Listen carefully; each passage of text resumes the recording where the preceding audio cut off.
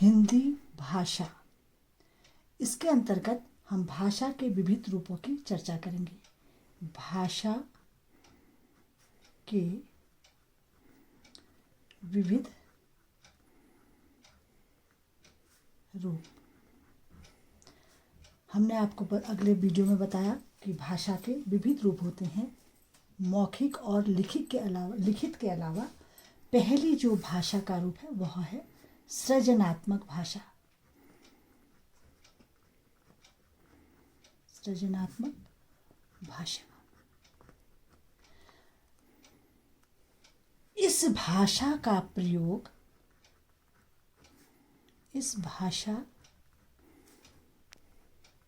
प्रयोग साहित्य, लेखन के लिए किया जाता है।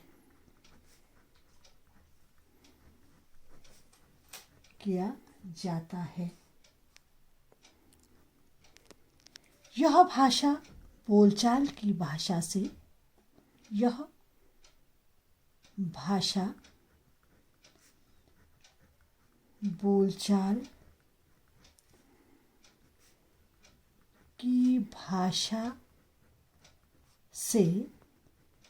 भिन्न होती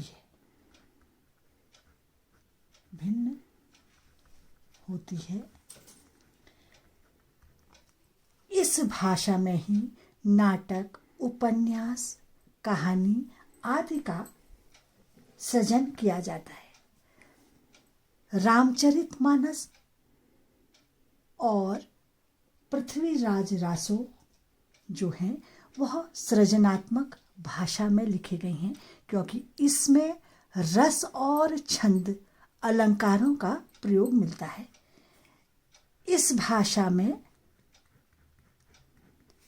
रस, छंद, अलंकारों का प्रयोग मिलता है। अगली जो दूसरी भाषा है वह है मातृभाषा। मातृभाषा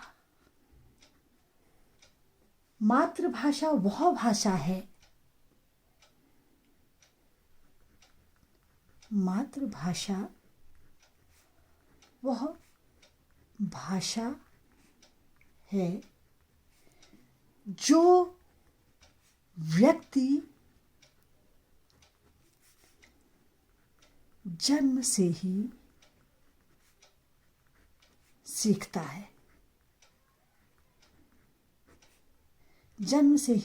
है। मातृभाषा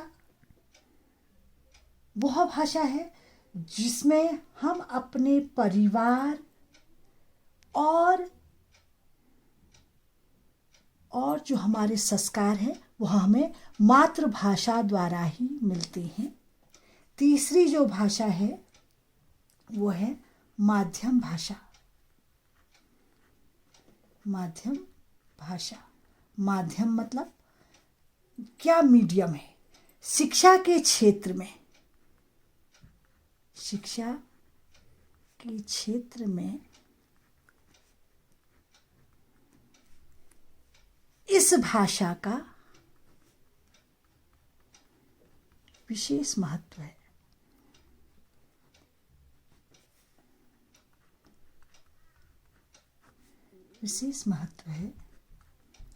माध्यम किसी भी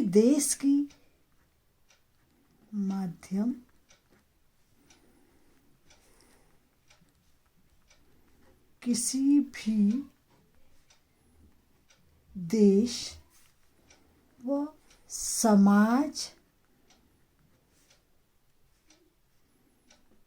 की संस्कृति के लिए अत्यंत आवश्यक है।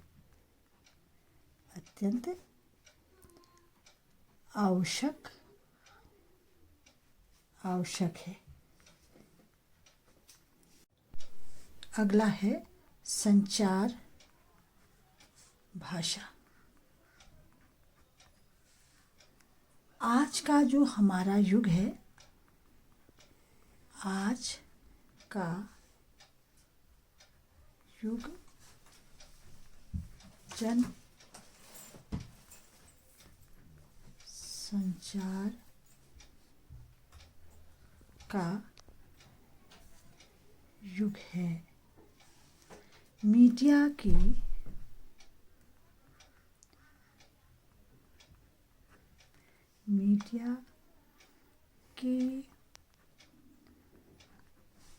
महत्व के कारण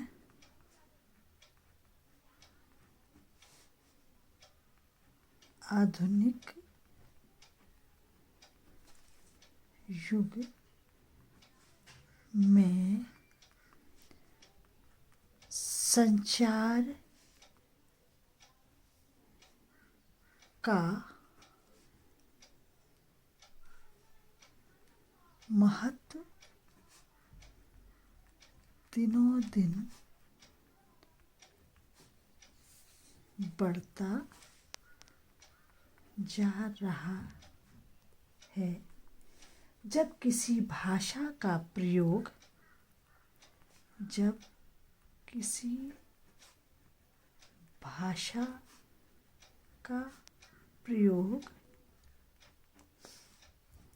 संचार माध्यमों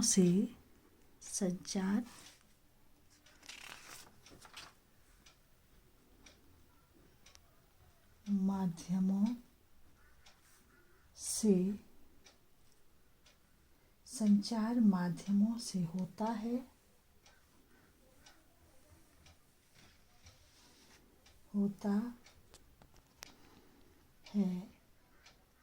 तो उसे संचार भाषा कहते हैं।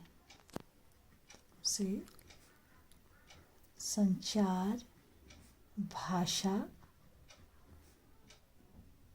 कहते हैं। अगला है राजभाषा।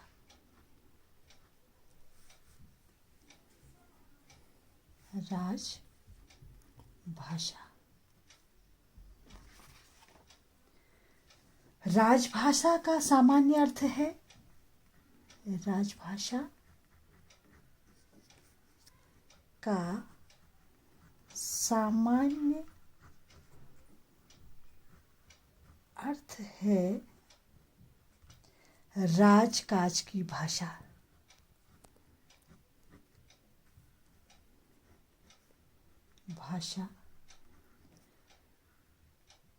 इसका प्रयोग मुख्य रूप से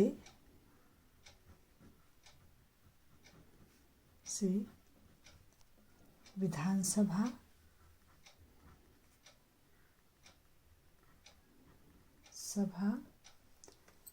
न्यायपालिका,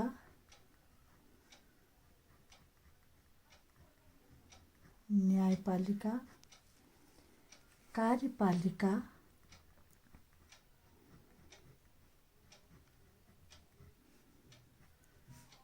आदि में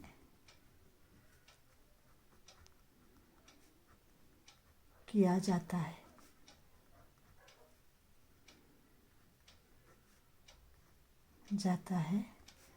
राजभाषा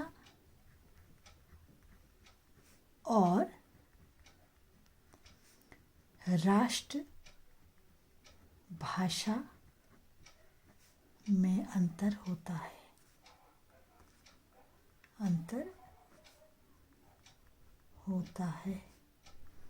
अगला है राष्ट्रभाषा। राष्ट्र की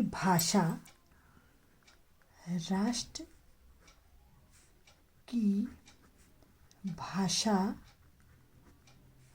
इसका स्तर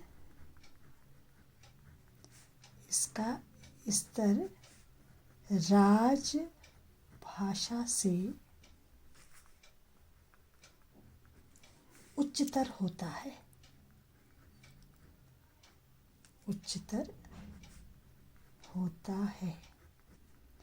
अगला है अंतर्राष्ट्रीय भाषा।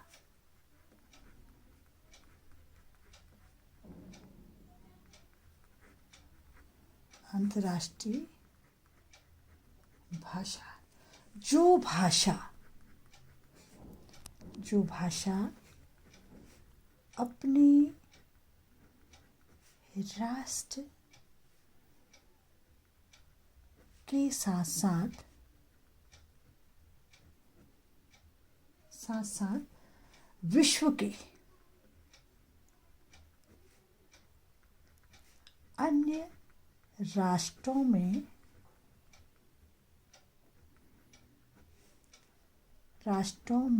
भी प्रचलित है, यानी कि बोली जाती है, प्रचलित है, उसे अंतर्राष्ट्रीय भाषा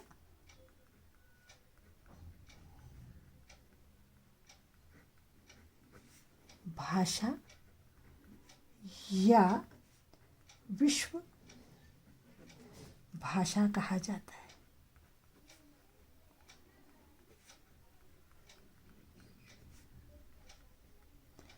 अगला है कृत्रिम भाषा।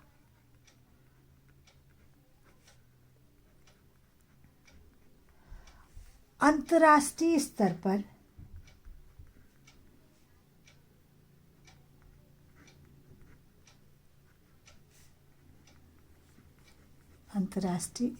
पर बोलापुक,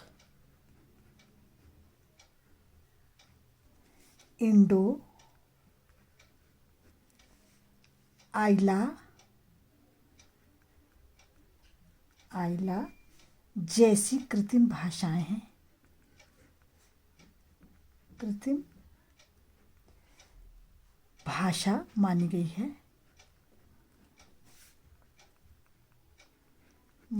है, किंतु इन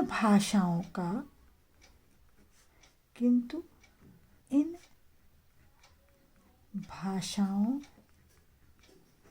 का समयक विकास नहीं हो पाया।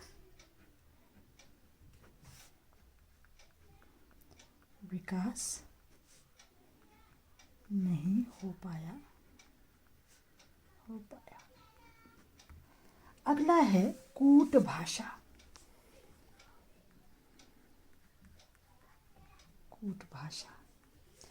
इस भाषा को गुप्त भाषा भी कहा जाता है। इस भाषा को गुप्त भाषा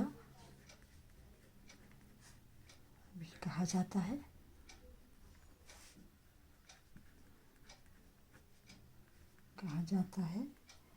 यह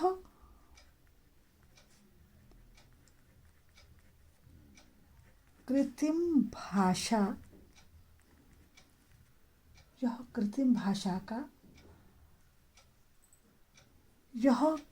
भाषा का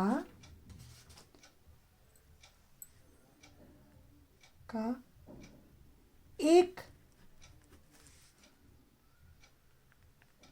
रूप है। इस भाषा का प्रयोग सैनिक और गुप्तचर करते हैं। 10वां व्यावसायिक भाषा।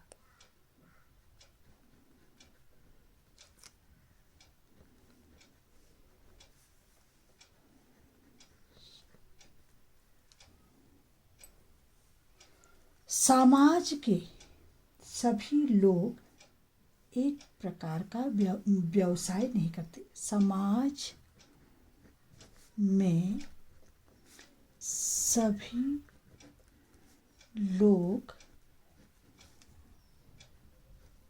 अलग अलग प्रकार का व्यवसाय करते हैं।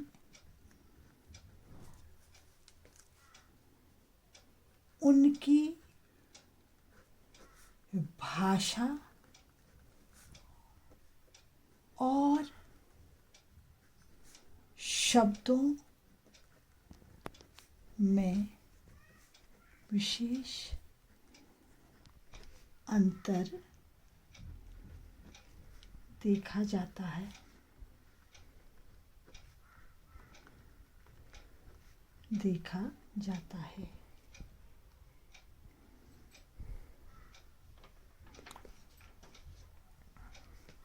उसकी या उसकी भाषा से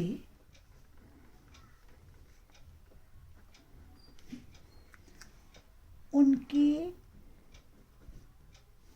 व्यवसाय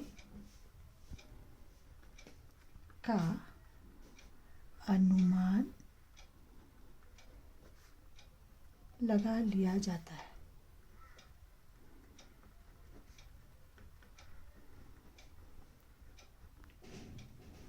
अगला है अपभाषा। अपभाषा वह भाषा जो समाज के वर्ग विशेष में प्रचलित है। वह भाषा जो समाज के वर्ग विशेष में प्रचलित है, उसे अपभाषा कहा जाता है। जैसे हिंदी में हम देखते हैं कि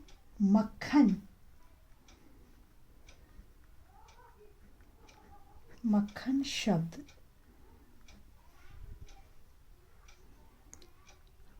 अपभाषा में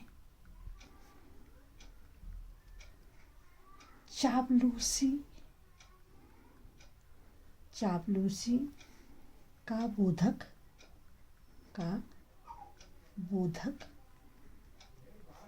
माना गया है।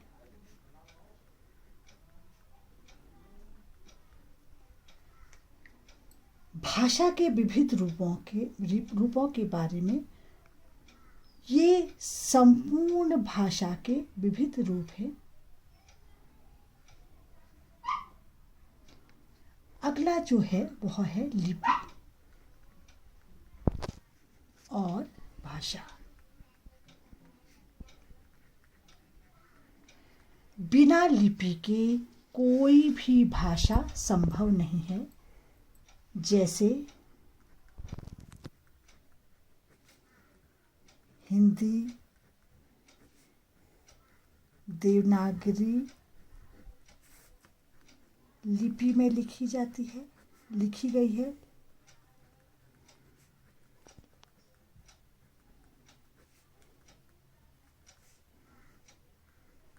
वहीं अंग्रेजी रोमन लिपि में लिखी गई है।